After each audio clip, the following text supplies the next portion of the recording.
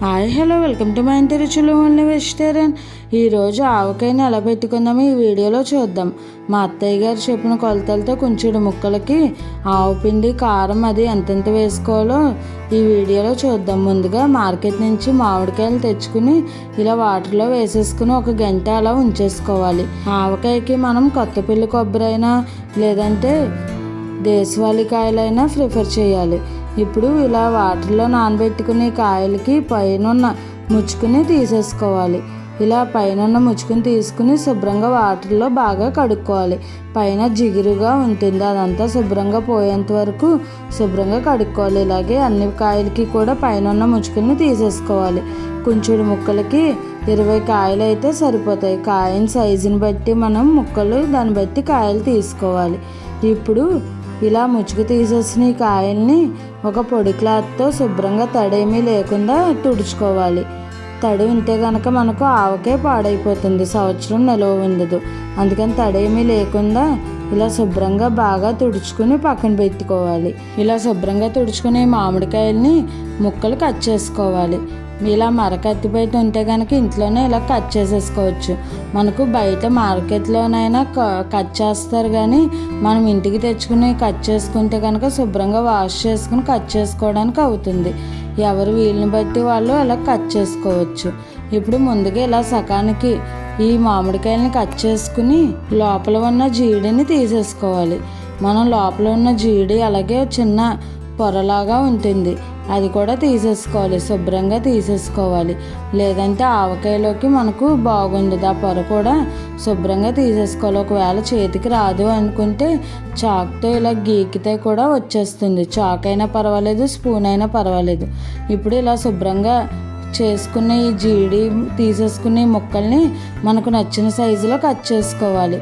ఒక కాయకి ఒక 16 ముక్కల దాకా అవుతుంది. మనకు నచ్చిన సైజులో చిన్నవైతే చిన్నవి, పెద్దవైతే పెద్దవి కట్ చేసుకోవాలి. ఇలాగే ముక్కలన్నిటినీ కూడా కట్ చేసుకోవాలి. చాలా ఈజీగా మనకి మరకట్టిపోయి ఉంటే చాలా ఈజీగా కట్ చేసేసుకోవచ్చు. చూసారా, కుంచుడు ముక్కలు ఇలాగ అయినాయి. 20 కాయలకి ఇలా ఈ క్యాన్ మాకు కుంచుడు అని లెక్క, దానికి సమానంగా అయినాయి. ఇప్పుడు వెల్లుల్లిపాయలు తీసుకోవాలి. కుంచుడు ముక్కలకి 1/2 కేజీ వెల్లుల్లి రేకలను తీసుకుని ఇలా శుభ్రంగా తొక్క తీసేసుకుని పైన కొద్దిగా ఆయిల్ని అప్లై చేస్తే కనుక మనకి ఈజీగా తొక్క ఊడొచ్చేస్తుంది. ఇప్పుడు ఇలా అంతా కూడా ఆయిల్ని అప్లై చేసుకుని ఒక గంట 2 గంటలు ఎండలో పెట్టేసుకుంటే కనుక మనకు ఈజీగా తొక్క ఒలుచుకోవడానికి ఈజీగా వస్తుంది. ఇప్పుడు ఇదంతా కూడా ఎండలో పెట్టేసుకుని తర్వాత మనం మెయిన్ ప్రాసెస్లోకి వెళ్దాం. ఒక కుంచుడు ముక్కలకి 2 తవల ఆవు పిండి తీసుకోవాలి, అంటే సేరు. అన్నీ కూడా సమానం కొలతల్లో తీసుకోవాలి. ఒక సేరు ఆవు పిండి తీసుకుంటే 3 సోళ్ళ వరకు ఉప్పుని తీసుకోవాలి. ఆవు పిండి కారం కూడా ఈక్వల్గా తీసుకోవాలి. ఉప్పు కొద్దిగా తక్కువగా తీసుకోవాలి. కొంతమంది అయితే అన్నీ కూడా సమానంగా వేస్తారు. మా అత్తయ్య గారు కొద్దిగా తగ్గించి వేసుకుంటాం మనం అని చెప్పారు. ఇప్పుడు ఇదంతా కూడా బాగా మిక్స్ చేసుకుని మనం ఎండలో పెట్టుకున్న ఈ వెల్లుల్లి రేకల్ని ఇలా తొక్క ఒలిసేసుకుని వేసుకోవాలి. ఒక సగం వరకు తొక్క ఒలుచుకుని సగం తొక్క ఒలవకుండా వేసుకుంటే కనుక ఆవకాయలోకి ఈ వెల్లుల్లిపాయలు ఊరి చాలా టేస్టీగా ఉంటాయి. ఇప్పుడు ఇదంతా కూడా బాగా మిక్స్ చేసుకుని 100 గ్రాములు మెంతులను వేసుకోవాలి. మెంతులు మనం పౌడర్ అవసరం లేదు, ఇలాగే వేసేసుకోవాలి. ఇవన్నీ కూడా ఎండలో కాసేపు పెట్టి వాడితే కనుక బాగుంటుంది. మనకు ఆవకాయ ఎక్కువ రోజులు నిల్వ ఉంటుంది. ఇప్పుడు కుంచుడు ముక్కలకి 1 కేజీ నూనె సరిపోతుంది. ఈ కట్ చేసుకున్న ఈ మామిడికాయ ముక్కలు మనం ఆయిల్లోకి వేసుకోవాలి. ఇలా ఆయిల్లోకి వేసుకోవడం వల్ల ముక్క గట్టిపడుతుంది, మెత్తబడకుండా ఉంటుంది. ఇప్పుడు ఇలా ఆయిల్కి సరిపడినన్ని ఈ మామిడికాయ ముక్కలు వేసుకుని తర్వాత అంతా ఒకసారి ఆయిల్లో డిప్ చేసుకోవాలి. ఇప్పుడు ఆయిల్లో మునిగిన ఈ మామిడికాయ ముక్కల్ని తీసేసుకుని మనం ముందుగా కారం మిక్స్ చేసుకుని ఉన్నాం కదా, అందులోకి వేసుకోవాలి. ఇప్పుడు ఈ ముక్కలన్నిటినీ కూడా ఇలా కారం మిక్సీలోకి వేసేసుకుని కారాన్ని ముక్కలకి పట్టించాలి. ఇలా మనం కలుపుతూ ఉంటే కారం ఈ ముక్కలకు బాగా పడుతుంది. ఈ ప్రాసెస్లో చేస్తే కనుక అన్ని ముక్కలకి ఈక్వల్గా కారం ఆయిల్ బాగా పడుతుంది. ఇప్పుడు ఇలా అన్నీ కోట్ చేసుకుని మామిడికాయ ముక్కలను ఒక గిన్నెలోకి వేసుకోవాలి.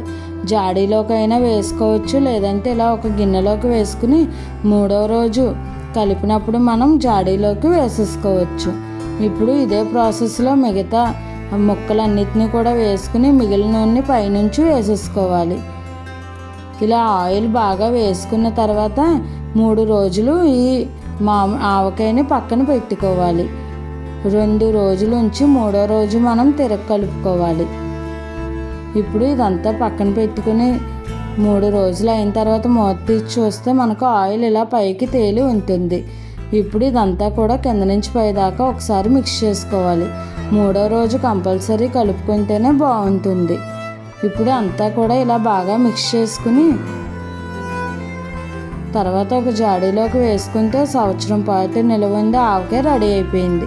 చూసారా ఎంత కలర్ఫుల్గా ఉందో ఆవకాయ, చాలా టేస్టీగా కూడా ఉంది. ఇదంతా ఇప్పుడు జాడీలోకి వేసేసుకోవచ్చు. ముందే జాడీలోకి వేసుకున్నా పర్వాలేదు, లేదంటే ఇలా అయినా వేసుకోవచ్చు. ఇప్పుడు ఈ ఆవకాయ తీసిన గిన్నెలోకి అన్నం కలుపుకొని తినడం ఎంతమందికి ఇష్టం చెప్పండి. చిన్నప్పుడు చాలా ఇష్టంగా తినేవాళ్ళం, నాకు చాలా ఇష్టం. ఇలా ఈ గిన్నెలో ఆవకాయ కలుపుకొని తింటే చాలా టేస్టీగా ఉంటుంది. మీరు కూడా అలా ట్రై చేయండి. చూసారా ఆవకాయ ఎంత కలర్ఫుల్గా ఉందో. మరిన్ని మంచి మంచి రెసిపీస్ కోసం నా ఛానల్ని ఫాలో అవ్వండి. మీకు ఏమైనా వెజిటేరియన్ రెసిపీస్లో వెరైటీగా, హెల్తీగా, టేస్టీగా, సింపుల్గా కావాలి అనుకుంటే నాకు కామెంట్ చేయండి. Thanks for watching.